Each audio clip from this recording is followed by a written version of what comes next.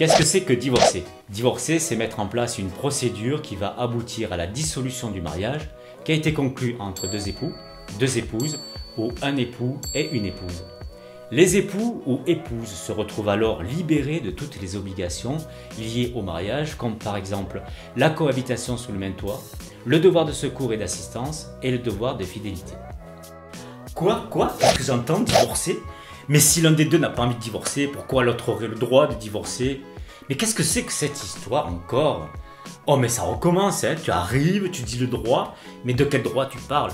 De celui de mettre comme ça, là, le mariage en l'air? Non mais tu imagines ce que tu es en train de dire? Et pourquoi on serait obligé de divorcer? Dis-moi, pourquoi, si on n'est pas d'accord, on serait obligé de divorcer? La réponse: à partir du moment où vous n'êtes pas placé sous un régime de protection des majeurs comme la tutelle ou la curatelle, vous pouvez vous-même demander le divorce et l'obtenir. Si l'un des époux ou épouses est placé sous curatelle ou tutelle, le divorce pourra être prononcé, mais à certaines conditions. Dans tous les cas, retenez bien que si l'un de vous deux veut divorcer, le divorce sera tôt ou tard prononcé et non, personne ne peut s'y opposer. Ah, bravo monsieur l'avocat, tu défends bien ton histoire. Donc si le divorce est voulu par l'un des deux époux ou par l'épouse, eh bien le divorce aura lieu de toute façon. Le divorce aura lieu. Au cas où personne n'aurait compris, attention, je répète, le divorce aura lieu. Donc écoutons attentivement la suite pour bien comprendre ce qui nous attend, pour bien comprendre comment on va pouvoir peut-être se défendre. La question est donc effectivement comment divorcer. Et il existe deux sortes de divorce. Le divorce judiciaire, comme son nom l'indique, il faut passer par le tribunal. C'est le tribunal qui va conduire et prononcer le divorce. Le tribunal va organiser la séparation, mais va également donner les moyens à celui ou celle qui veut divorcer de pouvoir divorcer. Ou, deuxième procédure, le divorce par consentement mutuel. Si les époux sont d'accord pour organiser ensemble leur divorce et s'entendent sur celui-ci, alors cette procédure sera beaucoup plus simple et beaucoup plus rapide. Chaque époux prendra son propre avocat. Une rédaction réglant les conséquences du divorce sera rédigée et signée par les parties. Le divorce sera enregistré par le notaire qui délivrera un certificat en divorce. Et c'est terminé, vous êtes divorcé. Non mais tu crois que celui ou celle qui ne veut pas divorcer va se laisser mettre la corde autour du cou sans rien dire? Mais tu rêves mon pauvre ami. Pour les gens comme moi qui n'ont absolument pas envie de divorcer, il est hors des questions que cela se passe bien. Tu entends? Il est hors de question que j'accepte quoi que ce soit. Donc, si j'ai bien compris ton baratin, et en l'absence de tout accord possible, ce sera un divorce judiciaire, oui. Il faudra que le tribunal soit saisi. Sans ça, pas de divorce, mon ami. Et je lâcherai rien, hein. T'entends? Alors oui, comment se déroule le divorce judiciaire? C'est un peu compliqué, vous allez le voir, car le divorce judiciaire se passe en deux temps, en deux procédures bien distinctes. Dans un premier temps, votre avocat rédige un acte qui s'appelle une requête, qu'il adresse au tribunal pour l'informer que vous souhaitez divorcer. Dans cette requête, vous formulez un certain nombre de demandes dites provisoires qui seront, par exemple, les suivantes. Vous demandez l'autorisation de vivre séparément, donc effectivement de vous séparer de votre époux ou de votre épouse. Vous faites une proposition par rapport au logement conjugal. Qui de vous deux le garde, en assume les frais? Vous faites également une proposition par rapport aux enfants. Comment s'exerceront vos droits réciproques en votre qualité de parent à partir du moment de la séparation? S'il y a des crédits, idem, comment pensez-vous en répartir la charge entre vous? Enfin, vous demandez l'autorisation de divorcer. Lorsque le tribunal reçoit votre demande, il vous adresse alors à tous les deux une convocation pour une audience dite de tentative de conciliation. En fait, le tribunal vous réunit pour savoir si vous pouvez vous entendre sur les demandes que l'un de vous deux a formulées et qui vont régler votre séparation à titre provisoire.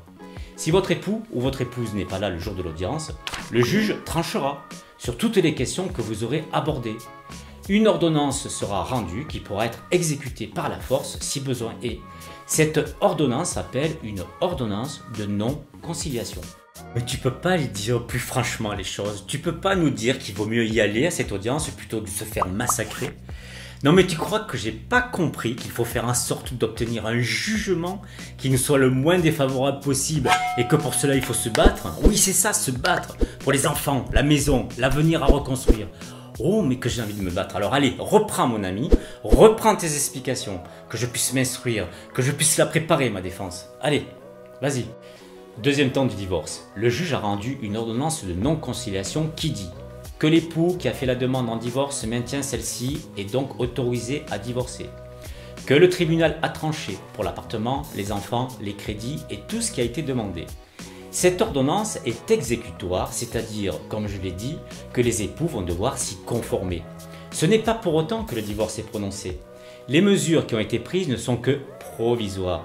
Pour que le divorce soit prononcé, il faut à nouveau que l'avocat saisisse le tribunal pour demander, cette fois-ci, que les mesures provisoires deviennent définitives, que le divorce soit prononcé.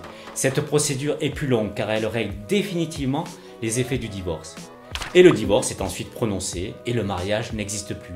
Les personnes sont définitivement séparées. Mais c'est quoi ce divorce? C'est quoi ce divorce à rallonge? Mais on doit en sortir épuisé de tout ce remue-ménage, non? Et qui a gagné? Qui a perdu? C'est un truc de dingue ton divorce. Mais au final, il doit y avoir aucun gagnant, encore moins les enfants, qui ont dû morfler. Oh mais quel pataquès! T'as pas mieux là que le divorce judiciaire? Eh bien oui, nous pouvons aborder la question du divorce par consentement mutuel. Il existe en effet la solution de la négociation en vue d'un accord. Dans ce cas-là, pas de saisie d'un tribunal. Chaque partie, comme je l'ai dit en introduction, avant d'être coupée, chaque partie prend son propre avocat et ensemble, ils rédigent une sorte de contrat qui s'appelle convention en divorce. Cette convention règle tous les effets du divorce, l'organisation par rapport aux enfants, l'organisation matérielle de la séparation. Une fois que les parties sont tombées d'accord sur son contenu, la convention leur est envoyée par lettre recommandée avec accusé de réception.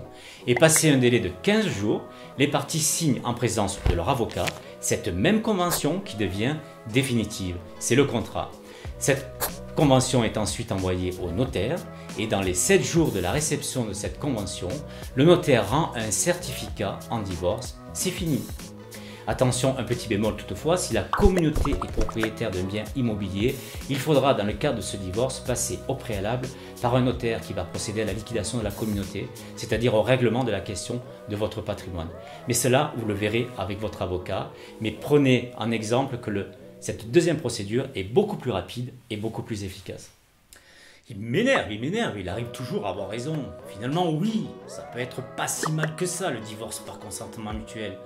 Bon, ça oblige les uns et les autres à se mettre autour d'une table, à parler, à faire des concessions. Mais au moins, c'est plus rapide, c'est plus intelligent, c'est aussi plus pertinent. Allez, c'est bon, je vais pas encore dire que tu as raison, mais je reviens sur ce que j'ai dit, puisqu'il faut divorcer, autant bien divorcer.